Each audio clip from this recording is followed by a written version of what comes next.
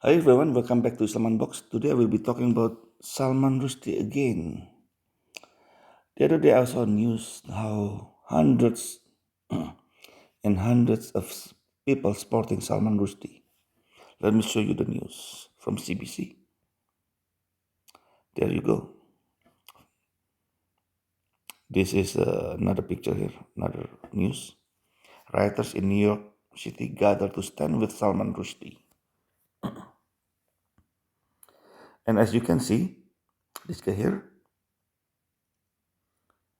he holds a placard saying, "Defend the freedom to write."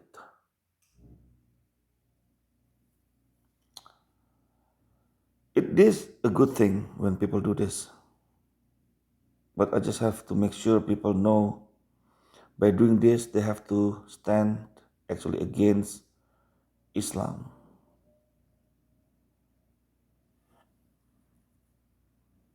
Right? Stand against Islam.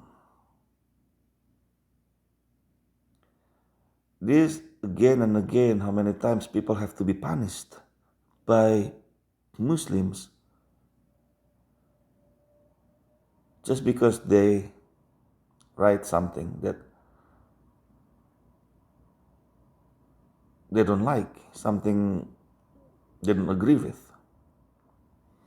Sometimes just by drawing the the uh, the picture of Muhammad, and then they got killed how many times in England, in France, teachers.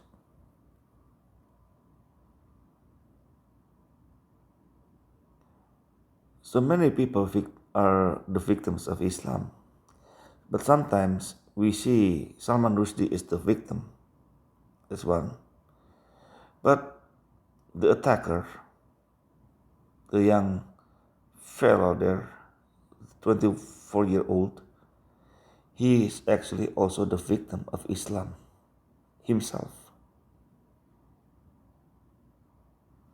To stand against Islam is to stand with the truth. It is very hard. You will be hated. Many people won't like you for doing that. Right? They're not going to support you because they are afraid, or they always say, "Oh, be nice." Be nice? What does it even mean? Be nice is like you know the truth, but don't tell the truth. Keep it for yourself. So that you won't quote unquote hurt other people's feelings. But to be good is very different. To be good is to tell the truth, no matter what it costs. It is not easy, it is very hard. Anyway, this guy said, defend the freedom to write. Defend the freedom to write is not just to write. Sometimes people may have the freedom to write, but if freedom of speech is not followed, then freedom to write is nothing. You can write anything you want, but if people are not allowed to read it and you are not allowed to show it, then what is it good for? Freedom to write has to be accompanied by freedom of speech. These two must go hand in hand together.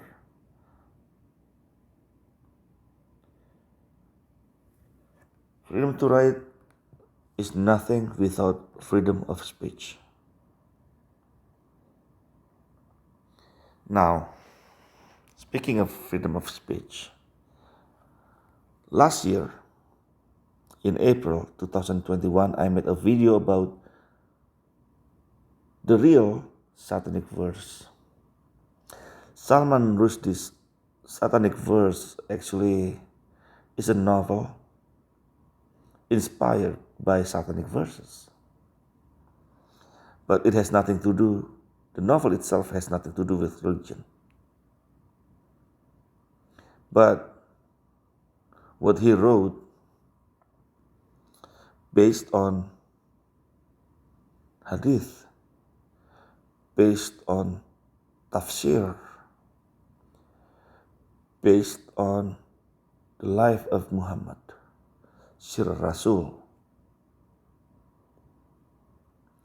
So I want to use this chance, this moment, to revisit it. So maybe some of you are not familiar with the Satanic verse. So maybe my simple understanding, my little knowledge may help you a little bit. First, we have to open Surah Al-Najm, Quran chapter 53, verse 19 to 22. Let us read together and then we will see what is wrong with the verses. The first sign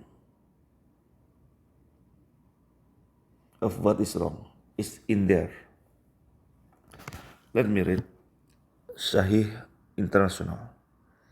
So have you considered Alat and Al-Uzza and Manat the third, the other one? Is the male for you and for him the female? That then is an unjust division. Do you catch anything strange here? No? Let me show you then. These three names mentioned in the first two verses are females. All of them are the names of goddesses.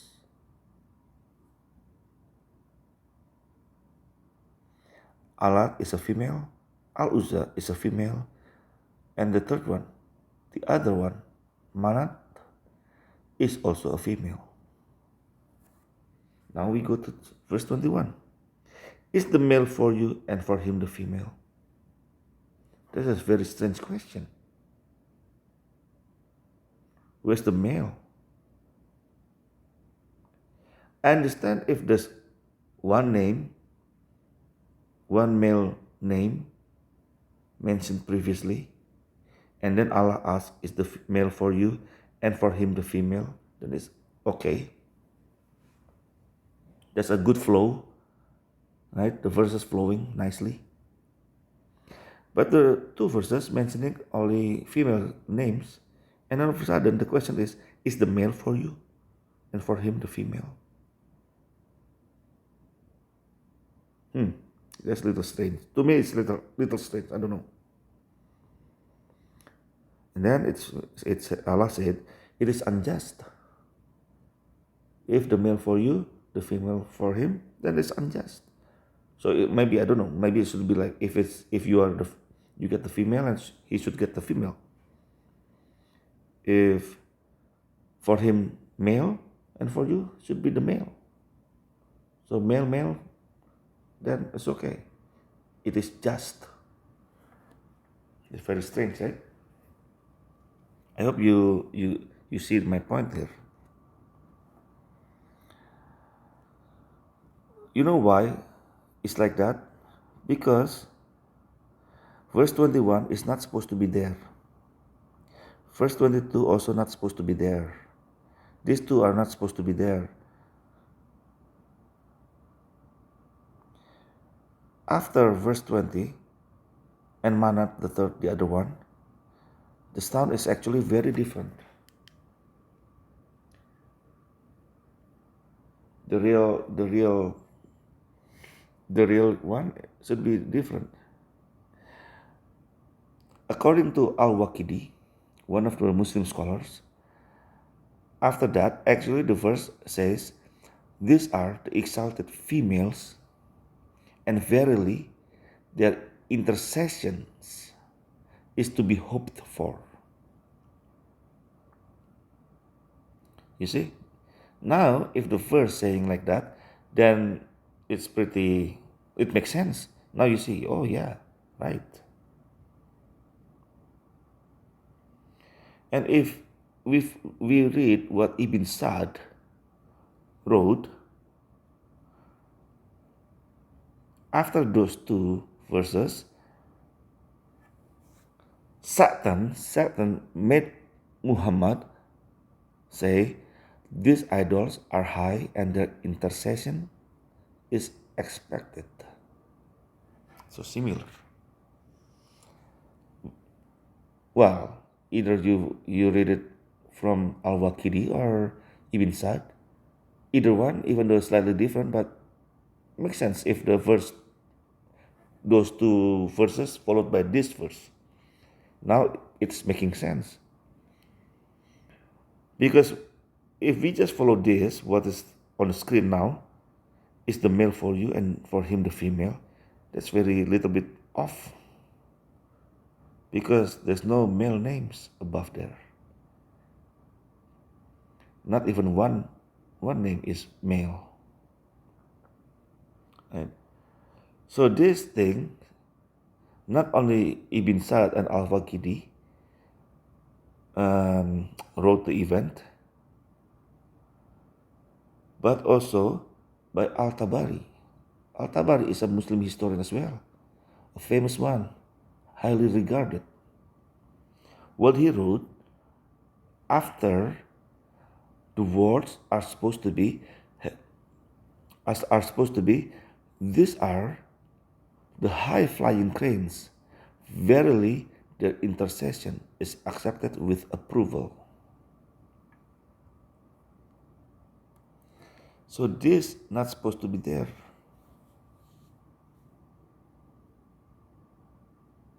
So when the Quraysh heard it, they rejoiced and happy because Muhammad spoke of their gods and they listened to him.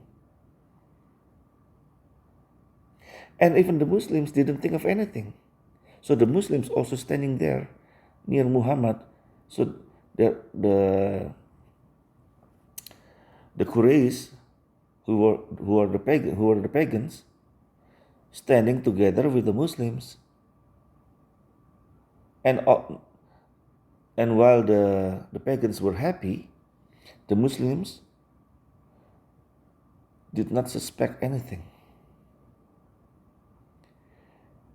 And of course, Sirah Rasul by Ibn Hisham also wrote something similar. And if we follow Tafsir, if we look at Tafsir, actually Jalalain also agreed with the event. Now, as the result, we can read Sahih al-Bukhari.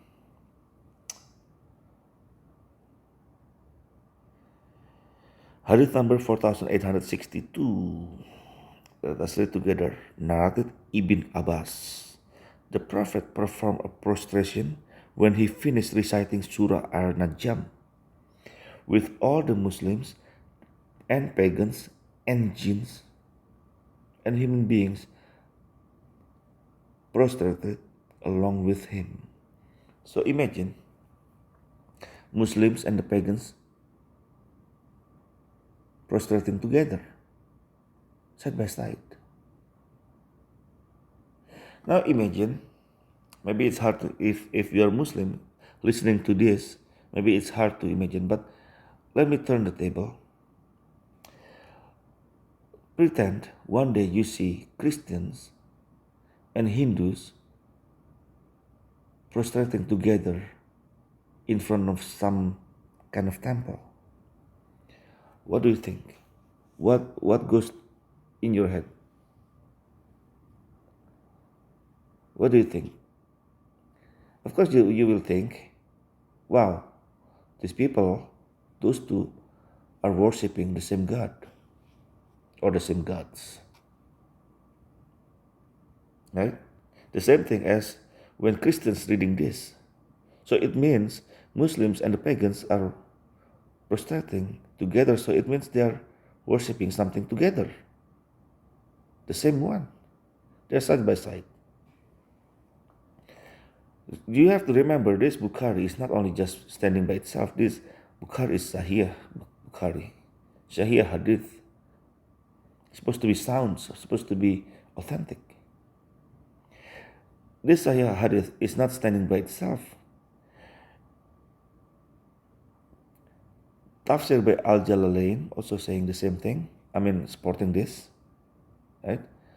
So, and many Muslim historians and scholars like Al-Waqidi, Al-Tabari, they are also mentioning the event. Maybe slightly different words, but anyway, the same event. The conclusion they draw is Satan cast, or like Satan put the words in his mouth. Yeah? That's what it is. And how come? Because that's the problem with Muslims. Prophets cannot make mistakes. This is why they got trapped. Now they have to reject Sahih Bukhari.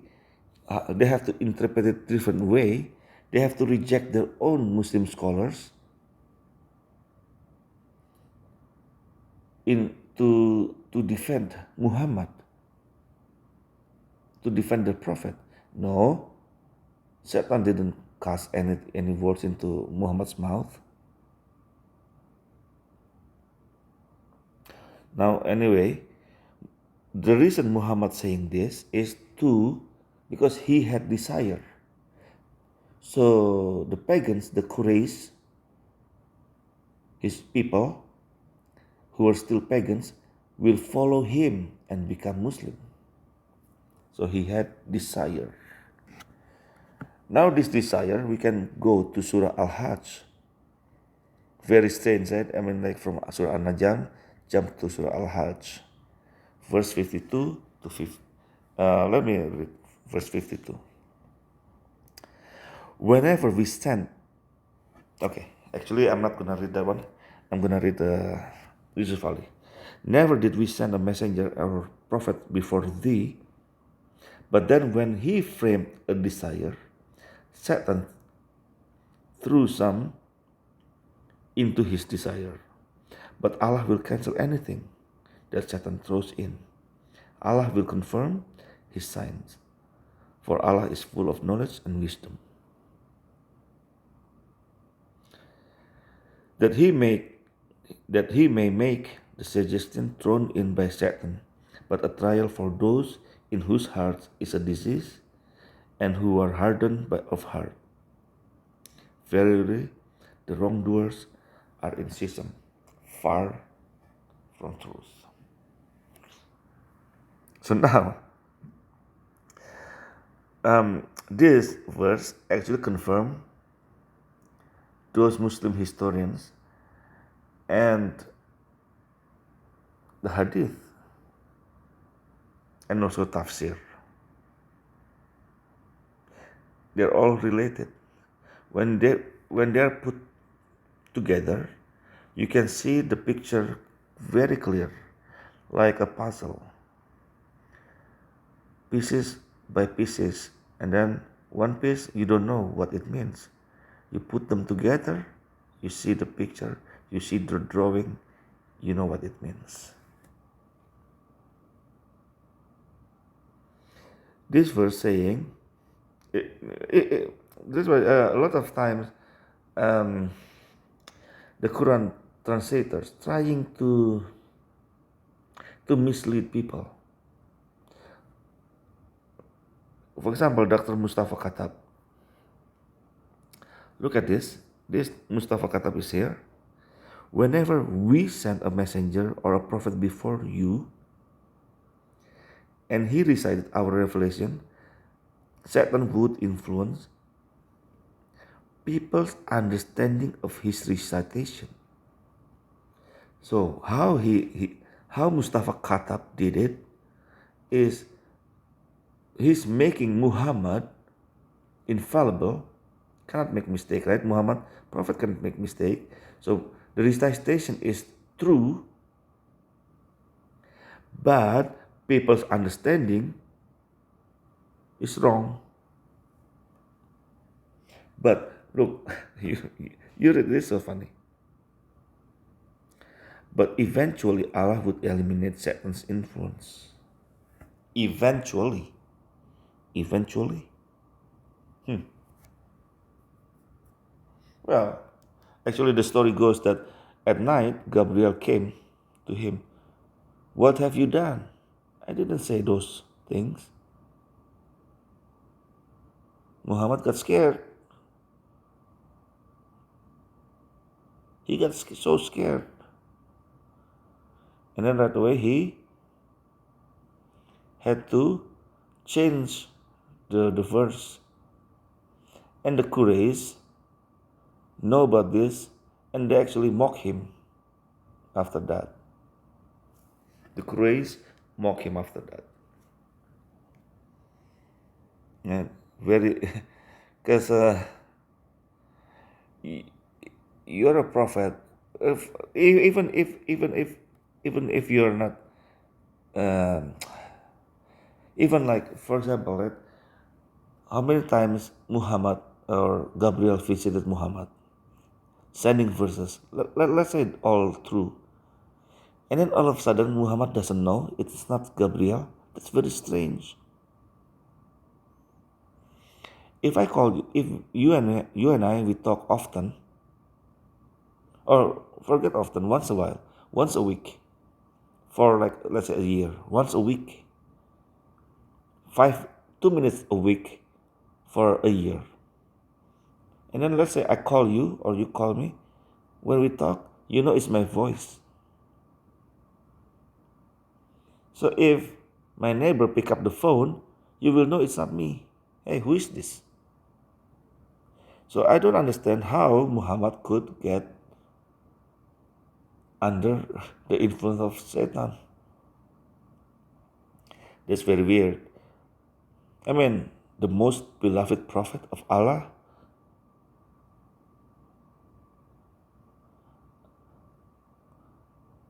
the most beloved prophet of Allah, after all this time, cannot differentiate between Satan and Gabriel. Are you sure you're a prophet? Yeah.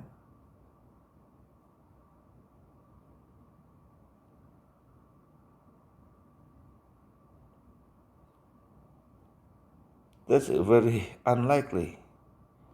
I mean, if you read Bible, it's not, we don't see this thing, as the prophets picked by God, handpicked by God. They know the voice. Like Jesus said, my sheep know my voice. So if there's some other voice or some other voices,